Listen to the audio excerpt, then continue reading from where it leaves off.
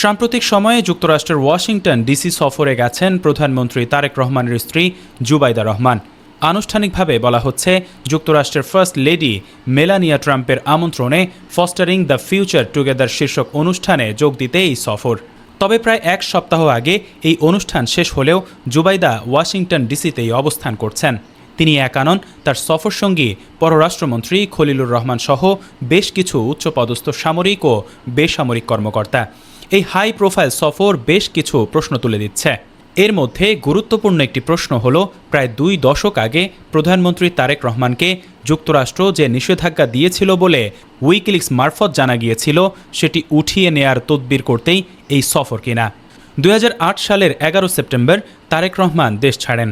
এরপর তার বিরুদ্ধে 3 নভেম্বর ঢাকার মার্কিন দূতাবাস থেকে দেশটির পররাষ্ট্র দপ্তরে একটি বার্তা পাঠানো হয়। এতে তারেককে যুক্তরাষ্ট্রে প্রবেশের অনুমতি না দেওয়ার সুপারিশ অন্তর্ভুক্ত ছিল।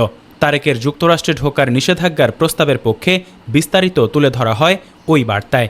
2014 সালে সাড়া জাগানো ওয়েবসাইট উইকিলিক্স মারফত সেই নথি সামনে আসে। তার বার্তায় বলা হয়, দূতাবাস মনে করে রাজনৈতিকভাবে সংঘটিত ব্যাপক মাত্রায় দুর্নীতির জন্য তারেক রহমান দায়ী।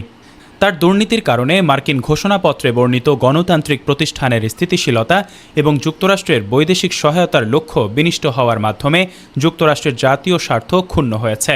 বার্তায় তারেক রহমানকে কুখ্যাত এবং তাকে সবাই ভয় পায় বলে উল্লেখ করা হয়।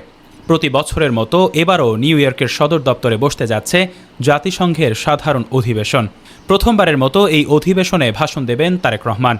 পররাষ্ট্র মন্ত্রণালয়ের একটি সূত্র বাঙালিয়ানাকে জানিয়েছে, এর আগেই তারেক রহমানের ওপর যদি কোনো অলিখিত নিষেধাজ্ঞা থাকে তা তুলিয়ে নিতে চায় সরকার।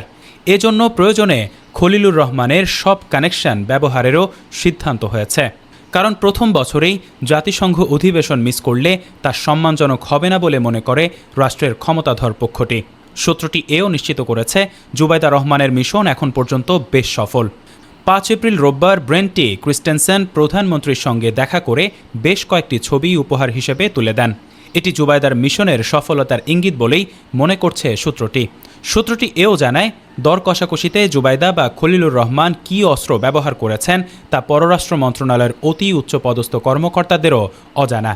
তবে ইরানে মার্কিন আগ্রাসনের ব্যাপারে সরকারের নীরবতার সঙ্গে এই সফরের সম্পর্ক আছে বলেও মন্ত্রণালয়ের অভ্যন্তরীণ বৃত্তে আলোচনা রয়েছে বলে জানায় সূত্রটি।